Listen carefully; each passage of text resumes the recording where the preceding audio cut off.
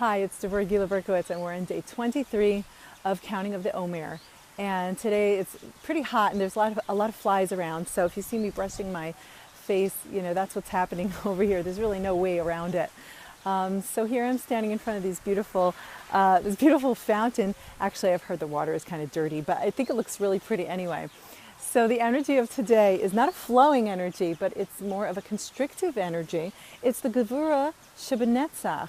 So it's taking the endurance and perseverance aspect and putting limitations on it. So the first thing that comes to mind is habits. And when it comes to good habits, of course, we want them to continue.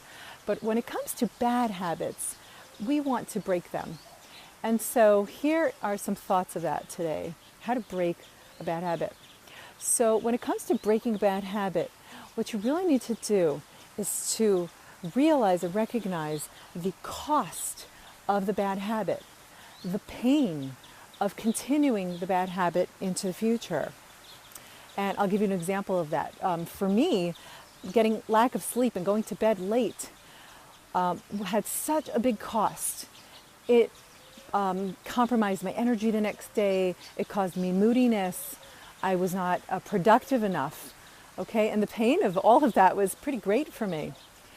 The pleasure and the benefit of getting enough sleep, when I connected to that, okay, the benefits being better mood, more productivity, more energy, when I connected to those benefits and the pleasure of getting enough sleep, then that's when I started to create the habit of getting more sleep.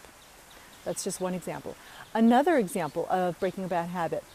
A lot of people are stuck in the sugar cycle, sugar and carbohydrates, okay?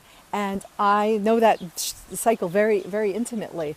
It might not look like it, but for many years I had obsessive-compulsive eating disorder. Even though it didn't show on the outside, oh boy, did it affect my energy levels and my moods. And that put great stress on my health and also on my relationships.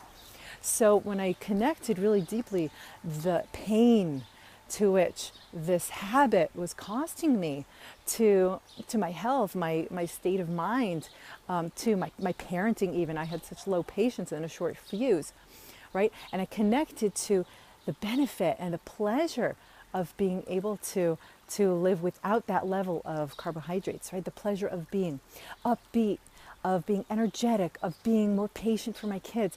That was a really strong motivator, and that's when I cut that bad habit of sugar and carbohydrates. That was a huge motivator. Okay, so for yourself, think about what's one bad habit you would like to start breaking, to start today, and to think for yourself what, or even write it out on a piece of paper, what is the pain this is costing me? And to get really clear on what is the pleasure and the benefit that it will bring me if I break this bad habit. So I hope that was helpful. And until the next video, I want to bless you with creating new habits for yourself that are productive and beneficial, and really having the strength to break the old ones.